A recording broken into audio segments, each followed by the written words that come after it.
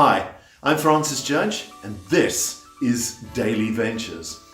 As we move out of lockdown and into the new normal again, I want to remind you of an eternal truth that Jesus gave to all those who believed in him. There were two physical signs that he left for those of us who believe in what he did. The other was baptism. That is when believers in Jesus take a public stand on the reality that they have already made in their hearts and demonstrate it through this act of baptism. But today I want to focus on the breaking of bread. And so I'm going to read to you from Acts 2:42 through 47 from the Net Bible. They were devoting themselves to the apostles' teaching and to fellowship, to the breaking of bread and to prayer. Reverential awe came over everyone, and many wonders and miraculous signs came about by the apostles.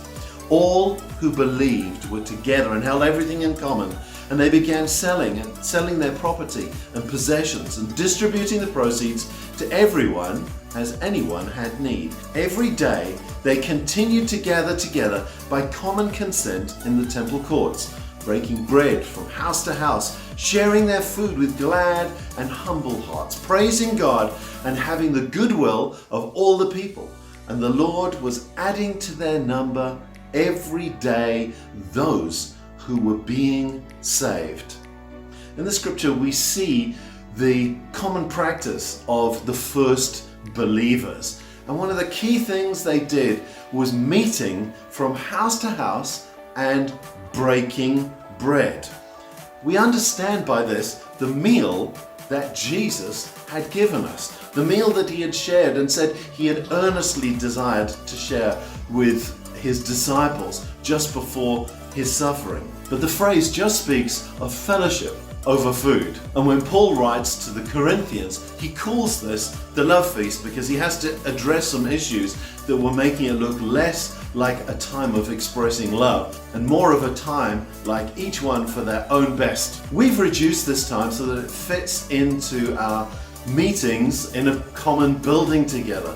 But it was originally supposed to be a meal, a fellowship, a communion, a thanksgiving. And so we have these different names for it. We talk about the breaking of bread, emphasizing the commonness that we have together. We talk about the communion, emphasizing the union and our common faith in Jesus. And it's sometimes called the Eucharist, a Greek word meaning thanksgiving. It should be a thanksgiving for what Jesus has done for us that we share together.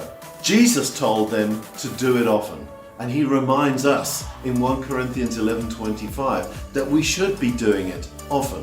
And the first disciples did it daily, from house to house. So I encourage you, as part of your lockdown, to be breaking bread together more, to be having communion more, and to be giving thanksgiving more. In fact, I encourage you to see if you can't make it as part of your evening meal together as a family.